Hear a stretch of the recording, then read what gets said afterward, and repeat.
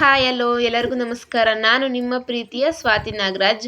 ಇವತ್ತು ಭಾನುವಾರದ ದಿನ ಯಾವ ರೀತಿಯಾಗಿ ನನ್ನ ಕೆಲಸ ಇರುತ್ತೆ ಅನ್ನೋ ವಿಡಿಯೋನ ನಾನು ಫುಲ್ಲು ಇಲ್ಲಿ ವಿಡಿಯೋ ಮಾಡಿ ಹಾಕಿದ್ದೀನಿ. ನಿಮಗೇನಾದರೂ ಇಂಟ್ರೆಸ್ಟ್ ಇದ್ದರೆ ವಿಡಿಯೋನ ಕೊನೆವರೆಗೂ ನೋಡಿ. ಹಾಗೆ ಯಾರೆಲ್ಲ ನನ್ನ ಚಾನಲ್ನ ಸಬ್ಸ್ಕ್ರೈಬ್ ಆಗಿಲ್ಲ ಸಬ್ಸ್ಕ್ರೈಬ್ ಮಾಡ್ಕೊಳ್ಳಿ. ನನ್ನ ವಿಡಿಯೋ ನಿಮಗೇನಾದರೂ ಇಷ್ಟ ಆಯಿತು ಅಂತಂದರೆ ಒಂದು ಲೈಕ್ ಮಾಡಿ. ಮನೇಲಿ ಸಾಂಬಾರ್ ಪೌಡರು ಖಾಲಿಯಾಗಿತ್ತು, ಅದಕ್ಕೋಸ್ಕರ ಮೊದಲು ಸಾಂಬಾರ್ ಪೌಡರ್ನ ಮಾಡಿಸಿ ಎತ್ತಿಟ್ಕೊಬಿಡೋಣ ಅಂತ ಹೇಳಿ ಬೆಳಗ್ಗೆ ಎದ್ದ ತಕ್ಷಣ ನಾನಿಲ್ಲಿ ಸಾಂಬಾರ್ ಪೌಡರ್ಗೆ ಏನೇನು ಬೇಕು ಅಂತ ನೋಡಿ ಎತ್ತಿಟ್ಕೊತಿದ್ದೀನಿ. ಮೊದಲಿಗೆ ಸಾಂಬಾರ್ ಬೀಜನ ಸ್ವಲ್ಪನೇ ಬಿಸಿ ಮಾಡಿ ಎತ್ತಿಟ್ಕೊತಿದ್ದೀನಿ. ಸಾಂಬಾರ್ ಬೀಜನ ಜಾಸ್ತಿ ಬಿಸಿ ಮಾಡಿದ್ರೆ ಅದು ಬ್ಲ್ಯಾಕ್ ಕಲರ್ ಆಗಿ ಪೌಡರು ಸಹ ಬ್ಲ್ಯಾಕ್ ಕಲರ್ ಬರುತ್ತೆ. ಅದಕ್ಕೋಸ್ಕರ ಸಾಂಬಾರ್ ಬೀಜನ ಸ್ವಲ್ಪ ಎಷ್ಟು ಬೇಕೋ ಅಷ್ಟು ಬಿಸಿ ಮಾಡಿ ಆರಕ್ಕೆ ಅಂತ ಎತ್ತಿಟ್ಕೋಬೇಕು. ಸಾಂಬಾರ್ ಬೀಜನ ಹುರಿದು ಎತ್ತಿಟ್ಕೊಂಡೆ. ಮತ್ತು ಸಾಂಬಾರ್ ಪೌಡರ್ ಒಳಗಡೆ ಹಾಕ್ಸೋದಕ್ಕೋಸ್ಕರ ನಾನಿಲ್ಲಿ ಚಕ್ಕೆ, ಲವಂಗ, ಕಡಲೆಬೇಳೆ, ತೊಗರಿಬೇಳೆ, ಜೀರಿಗೆ, ಅಕ್ಕಿನೆಲ್ಲ ಚೆನ್ನಾಗಿ ಕೆಂಪಗಾಗೋ ರೀತಿಲಿ ಹುರಿದ್ಬಿಟ್ಟು ಸಾಂಬಾರ್ ಪೌಡರ್ ಒಳಗಡೆ ಹಾಕಿ ನೀಟಾಗಿ ಮಿಕ್ಸ್ ಮಾಡಿ ಎತ್ತಿಟ್ಕೊಬಿಟ್ಟೆ.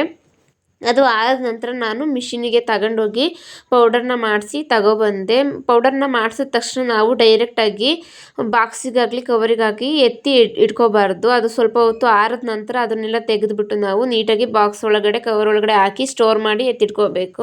ಹಾಗೆ ನಾನು ಇಲ್ಲಿ ಪೌಡರ್ನೆಲ್ಲ ಮಾಡಿಸಿದ ನಂತರ ತಿಂಡಿಗೋಸ್ಕರ ಬೆಂಡೆಕಾಯಿ ಗೊಜ್ಜು ಮತ್ತು ದೋಸೆನ ಮಾಡಿ ಮಾಡ್ಕೊಂಡಿದ್ದೆ. ಮಕ್ಕಳಿಗೂ ಸಹ ತಿಂಡಿನೆಲ್ಲ ತಿನ್ನಿಸಿ ನಾನು ಸಹ ತಿಂಡಿನ ತಿಂದು ಸ್ವಲ್ಪ ಬಟ್ಟೆನ ಮಿಷಿನಿಗೆ ಹಾಕೋದಿತ್ತು. ಹಾಗಾಗಿ ಬಟ್ಟೆನೂ ಸಹ ಮಿಷಿನಿಗೆ ಹಾಕೋಕ್ಕೆ ಅಂತ ನೀರನ್ನೆಲ್ಲ ಹಾಕ್ಬಿಟ್ಟು ಮಿಷಿನ್ನ ಆನ್ ಮಾಡಿ ನಾನು ಒಂದೇ ಬಟ್ಟೆನ ತೊಳೆಯೋಕ್ಕೆ ಅಂತ ಹಾಕೋಕ್ಕೆ ಸ್ಟಾರ್ಟ್ ಮಾಡಿದೆ. ಯಾಕೆ ಅಂತಂದರೆ ಒಂದೇ ಸಹ ಜಾಸ್ತಿ ಬಟ್ಟೆನ ಹಾಕಿದ್ರೆ ಬಟ್ಟೆ ನೀಟಾಗಿ ವಾಶ್ ಆಗಲ್ಲ.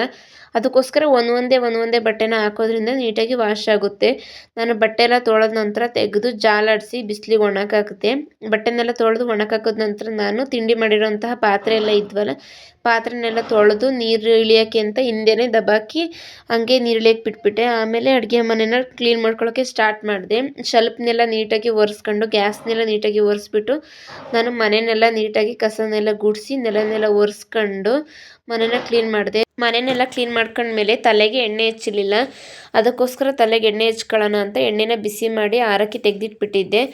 ಎಣ್ಣೆ ಆರಿದ ನಂತರ ನಾನು ತಲೆನ ನೀಟಾಗಿ ಸಿಕ್ಕನ್ನೆಲ್ಲ ತೆಗೆದುಬಿಟ್ಟು ಎಣ್ಣೆನ ಹಚ್ಕೊಳ್ಳೋಕ್ಕಿಂತ ಸ್ಟಾರ್ಟ್ ಮಾಡಿದೆ. ನಾವು ಎಣ್ಣೆನ ಹಚ್ದಲೇ ಹಾಗೆ ಸ್ನಾನನ ಮಾಡೋಕ್ಕೆ ಹೋದರೆ ತಲೆ ಕೂದಲು ಉದುರೋಕ್ಕೆ ಸ್ಟಾರ್ಟ್ ಆಗುತ್ತೆ. ಅದಕ್ಕೋಸ್ಕರ ನಾವು ನೈಟ್ ಎಣ್ಣೆ ಹಚ್ಕೊಳ್ಳೋಕ್ಕಾಗದೇ ಇದ್ರೂ ಸ್ನಾನ ಮಾಡೋಕ್ಕಿಂತ ಮುಂಚೆ ಒಂದು 2 ಅವರ್ ಮುಂಚೆನಾದ್ರೂ ತಲೆಗೆ ಎಣ್ಣೆ ಹಚ್ಚಿ ನೀಟಾಗಿ ತಲೆನ ಮಸಾಜ್ ಮಾಡಿ ನಾವು ಸ್ವಲ್ಪ ಹೊತ್ತು ಬಿಟ್ಟು ಆಮೇಲೆ ತಲೆ ಸ್ನಾನ ಮಾಡ್ಕೋಬೇಕು. ಇಲ್ಲ ಅಂತಂದರೆ ಕೂದಲು ಉದುರುತ್ತೆ. ನಿಮಗೇನಾದ್ರೂ ತಲೆ ಕೂದಲು ಬಗ್ಗೆ ಆಗಲಿ ಯಾವುದ್ರ ಬಗ್ಗೆ ಆದರೂ ಇಂಟ್ರೆಸ್ಟ್ ಇದ್ದರೆ ನನಗೆ ಕಮೆಂಟಲ್ಲಿ ತಿಳಿಸಿ, ನಾನು ಡೀಟೇಲಾಗಿ ತಿಳಿಸ್ತೀನಿ. ಹಾಗೆ ನಾನಿಲ್ಲಿ ಎಣ್ಣೆಯನ್ನೆಲ್ಲ ನೀಟಾಗಿ ಹಚ್ಕೊಂಡ ನಂತರ ಬುಡದಿಂದ ಹಿಡಿದು ಕೆಳಗಡೆ ಕೂದಲು ತುದಿವರೆಗೂ ನೀಟಾಗಿ ಎಣ್ಣೆನ ಹಚ್ಕೋಬೇಕು. ಹಚ್ಚಿದ ನಂತರ ಇಲ್ಲಿ ಒಂದು 10 ನಿಮಿಷ ನೀಟಾಗಿ ತಲೆನ ಮಸಾಜ್ ಮಾಡ್ಕೋಬೇಕು. ಯಾಕೆ ಅಂತಂದರೆ ಅದು ಬರೀ ಕೂದಲಿಗೆ ಮಾತ್ರ ಎಣ್ಣೆ ಹೋಗಿರುತ್ತೆ, ತಲೆ ಬುಡಕ್ಕೆ ಹೋಗಿರಲ್ಲ. ಅದಕ್ಕೋಸ್ಕರ ನೀಟಾಗಿ ಎಣ್ಣೆನ ಹಚ್ಚಿದ ನಂತರ ತಲೆ ಮುಂದೆ ಆಗಲಿ ಹಿಂದೆ ಆಗಲಿ ನೀಟಾಗಿ 10 ನಿಮಿಷ ನೀಟಾಗಿ ಮಸಾಜ್ ಮಾಡಿಬಿಟ್ಟು ನೀವು ಬಾಚ್ಕೊಳ್ಳೋದಿದ್ರೆ ಆವಾಗಲೇ ಬಾಚ್ಕೋಬೋದು. ಇಲ್ಲ ಅಂತಂದರೆ ತುರ್ಬು ಕಟ್ಕೋಬೇಕು. ಎಣ್ಣೆ ಹಚ್ಚಿದ ತಕ್ಷಣ ನಾವು ತಲೆನ ಬಾಚಿದ್ರೆ ಕೂದಲು ಕಿತ್ತು ಬರುತ್ತೆ. ಅದಕ್ಕೋಸ್ಕರ ನಾವು ಎಣ್ಣೆ ಹಚ್ಚಿ ಒಂದು ಅರ್ಧ ಗಂಟೆನಾದರೂ ಎಣ್ಣೆ ಕುಡಿಯೋದಕ್ಕೆ ಅಂತ ಬಿಟ್ಬಿಟ್ಟು ಆಮೇಲೆ ನೀಟಾಗಿ ಸಿಕ್ಕನ್ನ ತೆಗೆದು ಜಡೆನ ಹಾಕೋಬೋದು. ಇಲ್ಲ ಅಂತಂದರೆ ನಿಮಗೆ ತುರ್ಬು ಹಾಕೊಳ್ಳೋಕೆ ಇಷ್ಟ ಇಲ್ಲ ಅಂತಂದರೆ ಎಣ್ಣೆ ಹಚ್ಚಿದ ನಂತರ ಹಾಗೆ ಡೈರೆಕ್ಟಾಗಿ ಸಿಕ್ಕನ್ನ ತೆಗಿದಲೇ ತುರುಬನ್ನು ಸಹ ಹಾಕೋಬೋದು. ನಾನು ಹಾಗೆ ತುರುಬನ್ನ ಹಾಕೋಬಿಟ್ಟು ಸ್ವಲ್ಪ ಬಟ್ಟೆನ ಹೊಲಿಯೋದಿತ್ತು. ನನಗೆ ಟೈಮ್ ಸಿಗೋದೆ ಭಾನುವಾರ. ಬಾಕಿ ದಿನ ಕೆಲ್ಸಕ್ಕೆ ಹೋಗಿ ಮನೆಗೆ ಬಂದು ಮಕ್ಕಳನ್ನ ನೋಡ್ಕೊಳ್ಳೋ ಅಷ್ಟರಲ್ಲೇ ಟೈಮ್ ಆಗೋಗುತ್ತೆ. ಅದಕ್ಕೋಸ್ಕರ ಭಾನುವಾರನೇ ಸಹ ನಾನು ಯಾವುದೇ ಆದರೂ ಬಟ್ಟೆ ಹಿಡಿಯೋದಿದ್ರೆ ಬಟ್ಟೆ ಹೊಲಿಯೋದಿದ್ರೂ ಭಾನುವಾರನೇ ಕೆಲಸ ಎಲ್ಲ ಮುಗಿದ ನಂತರ ಬಟ್ಟೆನ ಹೊಲಿಯೋಕ್ಕೆ ಅಂತ ಸ್ಟಾರ್ಟ್ ಮಾಡ್ಕೋತೀನಿ. ಹಾಗಾಗಿ ಇವತ್ತು 2 ಬ್ಲೌಸ್ ಇತ್ತು ಹೊಲಿಯೋದು. ಅದಕ್ಕೋಸ್ಕರ ಬಟ್ಟೆನ ಹೊಲಿಯೋಣ ಅಂತ ಮಿಷಿನ್ ಮೇಲೆ ಕೂತ್ಕೊಂಡಿದ್ದೆ.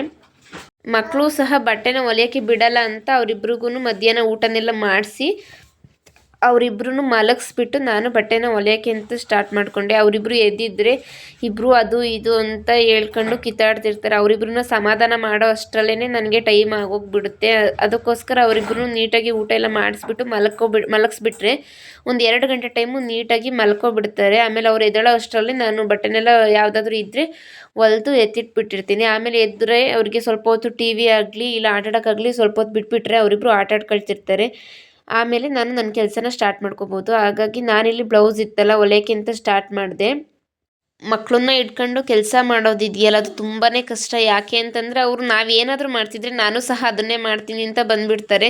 ನಾನಿಲ್ಲಿ ಬಟ್ಟೆ ಹೊಲಿತಿದ್ರೆ ನಾನು ಸಹ ಹೊಲಿತೀನಿ, ನಾನು ತಿರುಗಿಸ್ತೀನಿ, ನಾನು ಕಟ್ ಮಾಡ್ತೀನಿ ಅಂತ ಬರ್ತಾರೆ. ಅದಕ್ಕೋಸ್ಕರ ಅವರಿಬ್ರನ್ನ ಮಲಗಿಸ್ಬಿಟ್ರೆ ನನಗೆ ಹೊಲಿಯೋದಕ್ಕೆ ಈಸಿ ಆಗುತ್ತೆ ಅಂತ ಅವರಿಬ್ರನ್ನ ಮಲಗಿಸ್ತೀನಿ. ಅವರೆಲ್ಲಾದರೂ ಎಚ್ಚರಿಕೆ ಆಯಿತು ಅಂತಂದರೆ ಮತ್ತೆ ಬಂದು ನನಗೆ ಯಾವ ಕೆಲಸನೂ ಮಾಡೋದಕ್ಕೆ ಅಂತ ಬಿಡಲ್ಲ.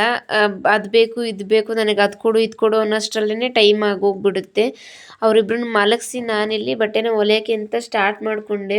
ಹಾಗೆ ಬಟ್ಟೆನೂ ಸಹ ಹೊಲಿದು ಅವರಿಬ್ಬರು ಎದ್ದೇಳೋ ಅಷ್ಟರಲ್ಲಿ ಬಟ್ಟೆನೆಲ್ಲ ಹೊಲಿದು ಎತ್ತಿಟ್ಕೊಬಿಟ್ಟಿದ್ದೆ. ನಾನಿಲ್ಲಿ ಸಿಂಪಲ್ಲಾಗಿ ಒಂದು ಬ್ಲ್ಯಾಕ್ ಕಲರ್ದು ಬ್ಲೌಸು ಮತ್ತು ಗ್ರೀನ್ ಕಲರ್ದು ಬ್ಲೌಸ್ ಇತ್ತು, ಎರಡನ್ನೂ ಹೊಲಿದು ಮುಗಿಸಿದ್ದೀನಿ. ಬನ್ನಿ ಯಾವ ರೀತಿಯಾಗಿ ಬ್ಲೌಸ್ನ ನಾನು ಹೊಲಿದಿದ್ದೀನಿ ಅಂತ ನಿಮಗೆ ಕೊನೆಯಲ್ಲಿ ತೋರಿಸ್ತೀನಿ.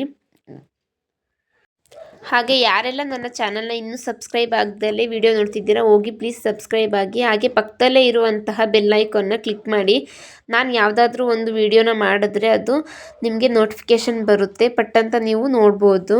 ಅದಕ್ಕೋಸ್ಕರ ಹೋಗಿ ಬೆಲ್ ಐಕನ್ನ ಕ್ಲಿಕ್ ಮಾಡಿ. ನಂದು ಬ್ಲೌಸ್ ಇಲ್ಲಿ ಬ್ಲ್ಯಾಕ್ ಕಲರ್ ಬ್ಲೌಸು ಹೊಲಿದು ಮುಗಿಸಾಯಿತು. ನೆಕ್ಸ್ಟ್ ಅದನ್ನು ಸೈಡ್ ಫಿಟ್ಟಿಂಗ್ ಮಾಡ್ತಿದ್ದೀನಿ. ಸೈಡ್ ಫಿಟ್ಟಿಂಗ್ ಎಲ್ಲ ಆದ ನಂತರ ಬ್ಲೌಸು ಯಾವ ರೀತಿಯಾಗಿ ಕಾಣುತ್ತೆ ಅಂತ ನಾನು ನಿಮಗಿಲ್ಲಿ ತೋರಿಸ್ತೀನಿ ನೋಡಿ. ಏನೇ ಬರಲಿ ಜೊತೆಯಾಗಿ ನೀನೆ ನನ್ನ ಕಥೆಯಾಗಿ ಮೀರುವ ಬಂಧನ. ಅದೇ ಭೂಮಿ ಅದೇ ಬಾನು ವಿನಯನ ನೂತನ, ಅದೇ ದಾರಿ ಅದೇ ಅದೇ ಭೂಮಿ ಅದೇ ಬಾನು ವಿನಯನ ನೂತನ,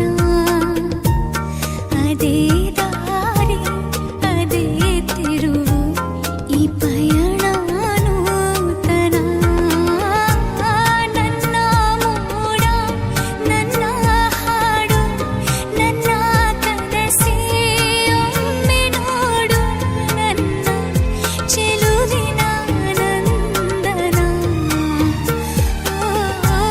ಏನು ಮಧುರ ಈ ಬಂಧನ. ಅದೇ ಭೂಮಿ ಅದೇ ಬಾನು ವಿನಯನ ನೂತನ.